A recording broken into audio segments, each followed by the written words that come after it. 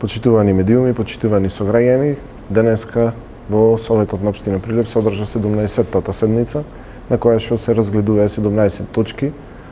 од кои дел беа како тековни активности на Советот, односно прегледување и расправа по кварталните извештаи на сите јавни предпријатија и јавни општински установи, кои што се задолжени да доставуваат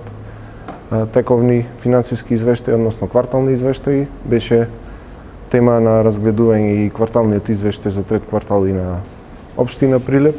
но како позначајни точки од она што би ги интересирало граѓаните, би ги издвоил и донесувањето на развојната програма од 2023 до 2025 година, во која што беа поместени неколку работи, од кои што најзначајни за наша општина се тоа што за до година администрацијата локална, односно цела општина Прилеп,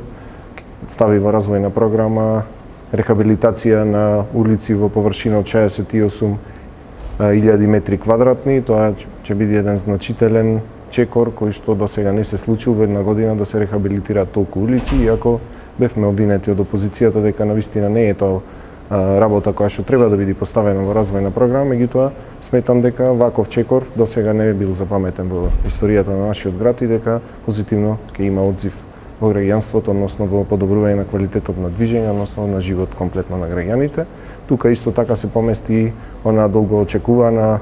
развојна програма која што беше предмет на расправа и минатата година, но заради објективни причини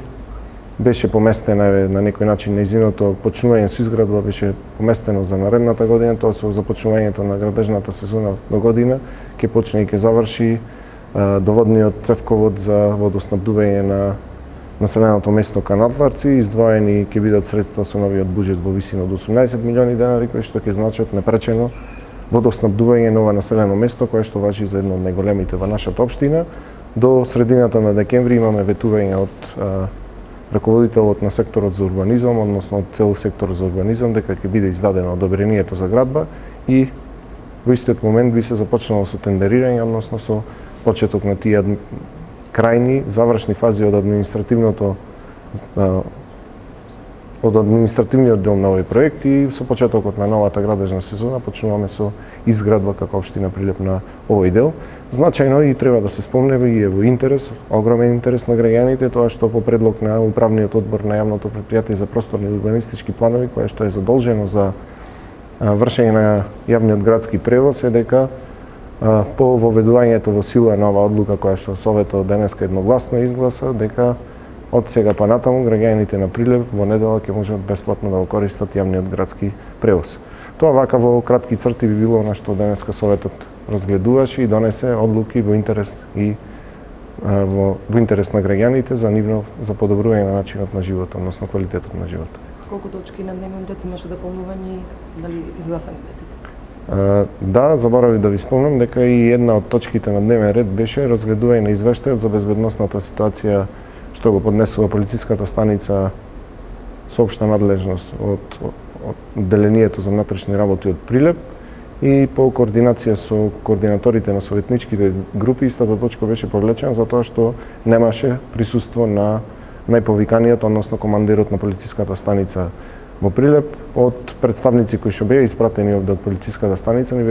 бевме информирани дека не можел да присуствува затоа што бил приватно одсутен од работните обврски, меѓутоа тоа ни даде за право да ја повлечеме оваа точка затоа што овој извештај кој што го разгледуваме за првото полугодие од 2022 година беше, ако употребиме скромни зборови, поприлично турбулентен. Беше сериозно загрозена безбедносната состојба, имавме времена управа од Министерството за внатрешни работи и мислам дека граѓаните на Прилеп, особено советниците кои што има обврска како совет и како членови на совет да гласаат избор на командир на полициска станица, дека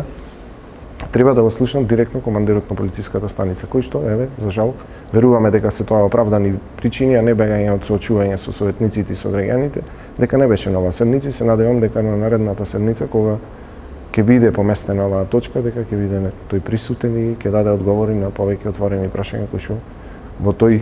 извештаен период од 6 месеци беа како прашања во нашиот град и знаете дека поприлично голема фама и сериозни проблеми со нарушување на безбедносната состојба во градот беа отворени во тој период. Односно, оние најважни програми кои што беа поместени во развојната програма, морам да ги спомнам и тоа дека е предвидено со оваа развојна програма и поставување на,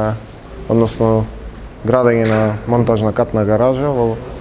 неколку катни гаражи, меѓутоа едната е во просторот позади управата за јавни приходи. Тоа е, мислам дека од поголем интерес за граѓаните и она катна гаража која што ни е ветени во